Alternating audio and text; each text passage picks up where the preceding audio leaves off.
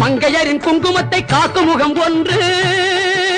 வாடுகின்ற ஏழைகளை காணும் முகம் ஒன்று, சஞ்சலத்தில் வந்தவரை தாங்கும் முகம் ஒன்று, ஜாதி மத பேதமின்றி பார்க்கும் முகம் ஒன்று, நோய் நொடிகள் தீர்த்து வைக்கும் வண்ண முகம் ஒன்று,